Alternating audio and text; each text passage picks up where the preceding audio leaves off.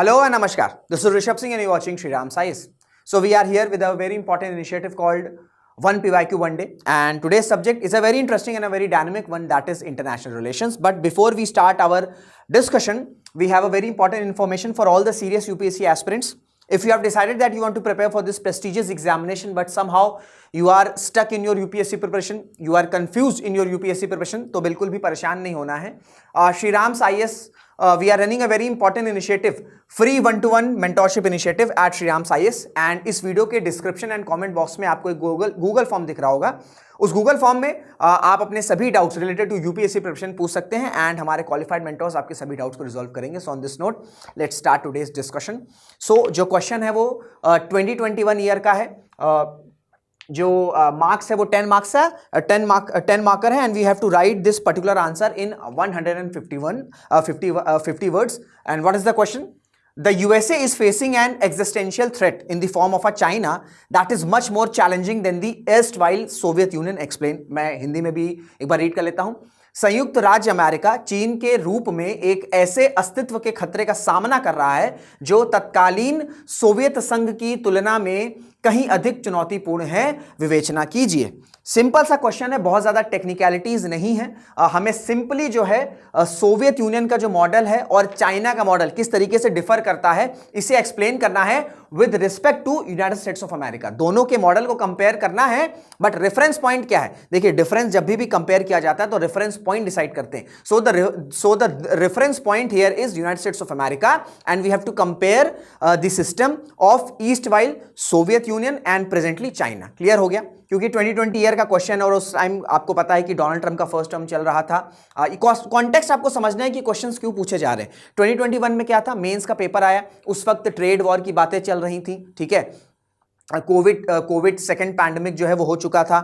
Second जो wave है वो आ चुकी थी, डेडली सेकंड वेव, एंड इस वजह से टसल चल रहा था एंड दैट्स व्हाई ये क्वेश्चन पूछा गया है. नाउ अब हम कंपेयर करेंगे डिफरेंट सेगमेंट्स के हिसाब से. ठीक है, तो सबसे बड़ा जो डिफरेंस आता है between Soviet Union and China model वो इकोनॉमिक स्ट्रेंथ है. अब अगर हम सोवियत यूनियन की बात करते हैं तो कोल्ड वॉर का एरा था. This cold war era last from 1945 to till up to 1991. अब ये जो कोल्ड वॉर का एरा था वो किस बेसिस पर था? जो बेसिक पॉइंट था वो आइडियोलॉजी के फॉर्म में था. तो जो सोवियत यूनियन जो डिसइंटीग्रेट भी हुआ इन द ईयर 1991, उसमें बहुत इंपॉर्टेंट फैक्टर था कि इकोनॉमिक डेवलपमेंट उस तरीके से रीच नहीं कर पा रहा था जो कि वेस्टर्न कंट्रीज में हो चुका था. अब अगर हम चाइना की बात करें तो चाइना ने पॉलिटिकल सिस्टम तो कहीं ना कहीं सोवियत यूनियन वाला एक्वायर किया है, बट जो इकोनॉमिक मॉडल था वो जो वेस्टर्न कंट्रीज अप्लाई कर रहे थे उसी को अप्लाई किया है. तो अगर हम इकोनॉमिक स्ट्रेंथ की बात करें तो चाइना सेकेंड लार्जेस्ट इकोनॉमी है. ठीक है, आप देख सकते हैं कि बड़े बड़े प्लेटफॉर्म्स में, इंटरनेशनल प्लेटफॉर्म्स में चाइना जो है उसका एक स्ट्रॉन्गर से रहता है. तो इकोनॉमिक स्ट्रेंथ के कंपेयर में सोवियत यूनियन उस तरीके से चैलेंज नहीं प्रोवाइड कर रहा था जिस तरीके से प्रेजेंटली चाइना कर रहा है. एंड जिस तरीके से चाइना रिफॉर्म्स कर रहा है, डी डॉलराइजेशन की बात कर रहा है. ठीक है, जिस तरीके से चाइना की डिपेंडेंसी वेस्टर्न कंट्रीज पर है, चाहे हम यूएसए की बात कर लें, यूरोपियन कंट्रीज की बात कर लें, इस तरह की डिपेंडेंसी सोवियत यूनियन के टाइम पर वेस्टर्न कंट्रीज की नहीं थी. मोर और लेस वहां पर आइडियोलॉजिकल बैटल हमें देखने को मिलता था जो कि फिर आपका आर्म रेस में टर्न हुआ, न्यूक्लियर कैपेबिलिटीज में टर्न हुआ. बट इकोनॉमिक अगर स्ट्रेंथ को हम कंपेयर करते थे between USA and Soviet union तो यूएसए बहुत ज्यादा फार अहेड था. बट वहीं अगर हम चाइना की बात करें तो चाइना स्लोली जो है वो यूएस की हेजीमनी को इकोनॉमिक स्ट्रेंथ में चैलेंज कर रहा है. सेकेंड लार्जेस्ट इकोनॉमी है, डी डॉलराइजेशन की बात कर रहा है. बहुत से अमेरिकन एक्सपर्ट्स ये कहते हैं कि ओवर द ईयर शायद चाइना जो है वो अमेरिका को बीट भी कर सकता है. इसी वजह से तो मागा का जो एक मोटो है that is make America great again, वो डोनाल्ड ट्रंप कह रहे हैं हमें इंपोर्ट्स जो है वो कम करने हैं, एक्सपोर्ट्स बढ़ाने हैं. ऐसा क्यों कह रहे हैं? क्योंकि डिपेंडेंसी चाइना पर बहुत ज्यादा हो चुकी है. तो इकोनॉमिक स्ट्रेंथ में टोटली डिफरेंस है. नेक्स्ट अगर हम पॉइंट की बात करते हैं तो टेक्नोलॉजी.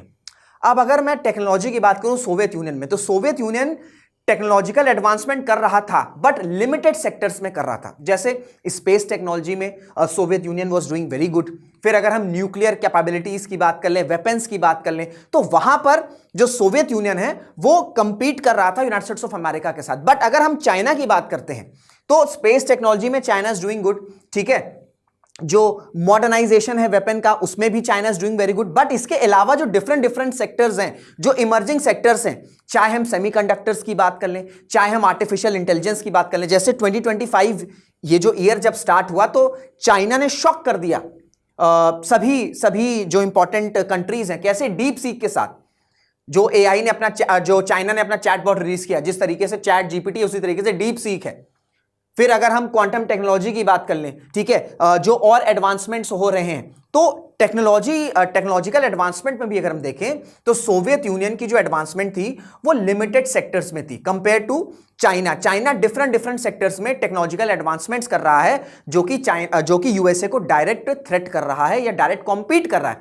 जब डीप सीक लॉन्च हुआ था तो प्ले स्टोर पर डीप सीक ने चैट जीपीटी की जो सुपरमेसी है उसको डीथ्रोन कर दिया था। Number of downloads deep seek के ज्यादा हो गए थे। तो इस तरीके से जो टेक्नोलॉजिकल कंपटीशन है, चाइना जो है यूएसए को डिफरेंट सेक्टर्स में प्रोवाइड कर रहा है। बट अगर हम सोवियत यूनियन की बात करें तो उनकी जो एडवांसमेंट थी वो लिमिटेड थी, मोस्टली आपकी space technology and nuclear capabilities या वेपन्स तक ही हम उसको लिमिट कर सकते हैं। क्लियर हो गया? So we are done with the economic strength. What is the difference between the economic model of Soviet Union and China? Then what were the differences between the technological advancement of Soviet Union and present China? Clear हो गया? Now जो third important difference है वो है military power. अब अगर मैं military power की बात करता हूं तो सोवियत यूनियन की एक अच्छी खासी मिलिट्री पावर थी, बट जो मिलिट्री स्ट्रेंथ थी वो ज्यादातर कन्वेंशनल एंड ट्रेडिशनल मॉडल पे थी, क्योंकि हम बात करें 20th सेंचुरी की, तब उस तरीके से टेक्नोलॉजी इवॉल्व नहीं हुई थी। तो वो हम एक पॉइंट दे सकते हैं। बट अगर हम चाइना की बात करें तो कन्वेंशनल स्ट्रेंथ, जो ट्रेडिशनल मिलिट्री स्ट्रेंथ है वो तो चाइना के पास है ही, बट साथ ही साथ जो मॉडर्नाइजेशन हो रहा है मिलिट्री में, चाहे हम नेवल कैपेबिलिटीज की बात कर लें, सबमरीन्स की बात कर लें, हम हाइपरसोनिक मिसाइल्स की बात कर लें, हम साइबर वॉरफेयर की बात कर लें, तो ये सारी चीजें जो मिलिट्री पावर है वो डायरेक्टली चाइना जो है वो यूएसए के साथ कंपीट करता है। तो यूएसए मिलिट्री पावर में सोवियत यूनियन चैलेंज कर रहा था यूएसए को, बट ट्रेडिशनल हो गया, न्यूक्लियर ट्रेडिशनल आर्मी हो गई, ठीक है, या जो ट्रेडिशनल स्ट्रेंथ है या न्यूक्लियर कैपेबिलिटीज उसी में करा था। बट चाइना जो है वो इन सब सेगमेंट्स में तो कर ही रहा है, साथ ही साथ नेवल सबमरीन्स हो गई, ठीक है, हाइपरसोनिक मिसाइल्स हो गए, साइबर वॉरफेयर हो गए, इन सब में भी डायरेक्टली चैलेंज कर रहा है यूनाइटेड स्टेट्स ऑफ अमेरिका को। सो इकोनॉमिक स्ट्रेंथ में हमने डिफरेंस देख लिया, हमने टेक्नोलॉजिकल एडवांसमेंट में क्या डिफरेंस है वो देख लिया, और हमने मिलिट्री पावर में क्या डिफरेंस है इसको भी समझ लिया। नेक्स्ट पॉइंट क्या, देखिए 5 से 6 पॉइंट बहुत इस आंसर के लिए इनफ है। क्यों? क्योंकि you have to answer only in 150 words. तो 5-6 हेडिंग इस तरीके से बना के 2-2 लाइन 3-3 लाइन अगर आप इस तरीके से बता दोगे तो ये आपका मोर देन इनफ है। क्लियर हो गया?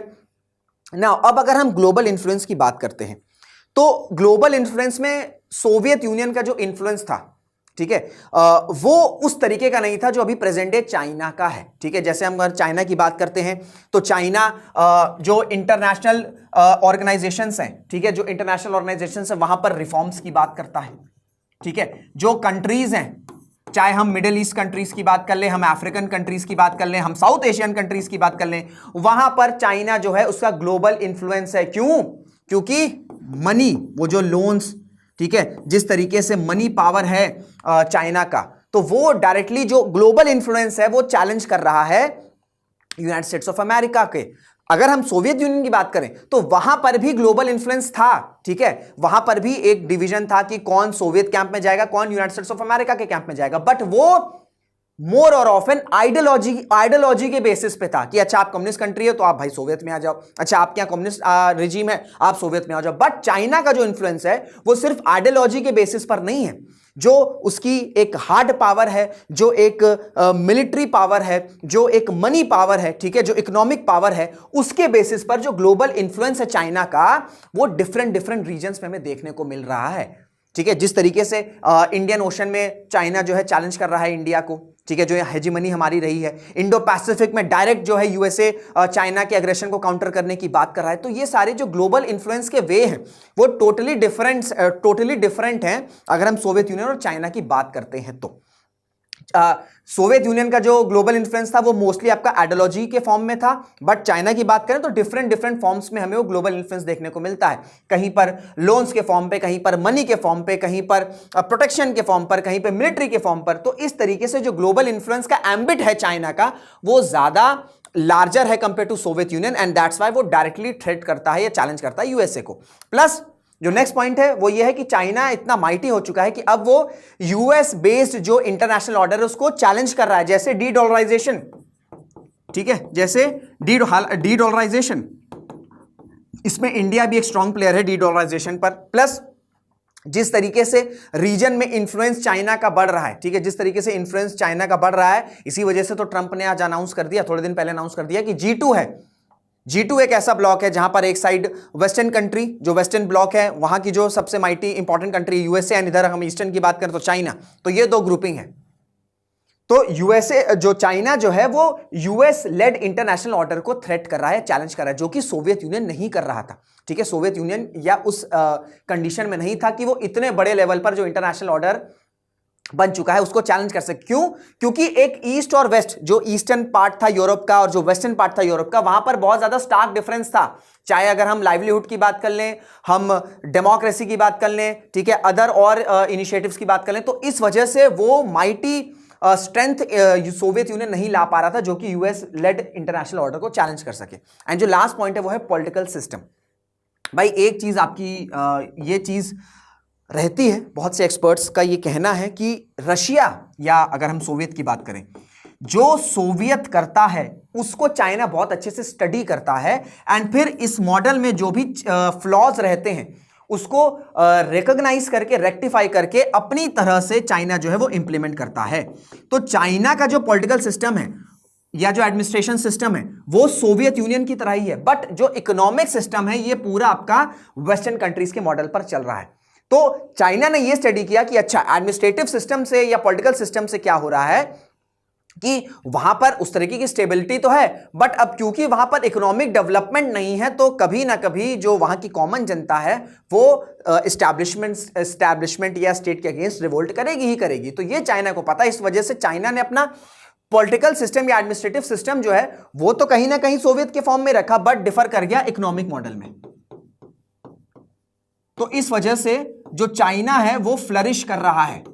एंड सबसे इंपॉर्टेंट फैक्टर ही ये है कि जो इकोनॉमिक स्ट्रेंथ है वही डिफर कर रही है, एंड दैट्स वाई उसके वजह से जो ग्लोबल इन्फ्लुएंस है, टेक्नोलॉजिकल एडवांसमेंट है, ठीक है, और हम दूसरे सेक्टर्स की बात कर लें, जियोपॉलिटिक्स, इंटरनेशनल ऑर्डर की बात कर लें, इन सब का जो बेसिस है वो ये है कि इकोनॉमी जो है वो चाइना की बहुत ज़्यादा स्ट्रांग है। और इसी वजह से अगर हमें 2047 में विकसित बनना है, हमें डेवलप कंट्री बनना है, तो हमें सबसे पहले अपनी इकोनॉमी को स्ट्रांग करना होगा। और उस इकोनॉमी में सबसे जो मेजर प्लेयर है वो है मैन्युफैक्चरिंग। जब हम अपने प्रोडक्ट्स यहां पर बनाएंगे, अपने देश में बनाएंगे, ठीक है, तो हमारा एक तो इंपोर्ट बिल रिड्यूस होगा, प्लस हम उसे एक्सपोर्ट भी कर सकेंगे। और इस तरीके से जो मनी को इंटरनेशनल लेवल पर बात की जाती है, इंटरनेशनलाइजेशन ऑफ मनी, वो तभी होगा जब हमारी मैन्युफैक्चरिंग स्ट्रांग होगी और जब हम अपने प्रोडक्ट्स को डिफरेंट डिफरेंट कंट्रीज में एक्सपोर्ट करेंगे। तो ये था इस क्वेश्चन का डिस्कशन। आसान क्वेश्चन था, बहुत ज़्यादा टेक्निकलिटीज़ नहीं थी। इसके अलावा और बहुत से पॉइंट्स आप ऐड कर सकते हैं, but you have to limit your answer. The limit is 150 words. तो इसमें अगर आप 5-6 पॉइंट्स ऐड करोगे तो आप आराम से इस क्वेश्चन को आंसर कर सकते हो। सो ये था डिस्कशन आज का। आई होप आपको ये सेशन इन्फॉर्मेटिव लगा होगा। अगर ऐसा है तो इसे लाइक जरूर करेगा, शेयर जरूर करेगा, एंड चैनल पर नए हैं तो चैनल को सब्सक्राइब भी जरूर से कर लीजिएगा। सो इसी के साथ इस वीडियो को एंड करते हैं। Till then, this is Rishabh Singh signing off. जय हिंद, जय भारत।